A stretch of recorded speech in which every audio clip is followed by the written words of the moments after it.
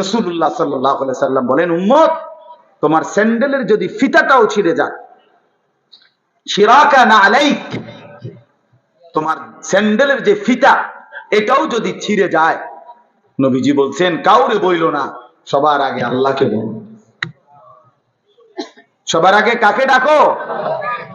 এটা মুসিবত, ছোট্ট মুসিবত।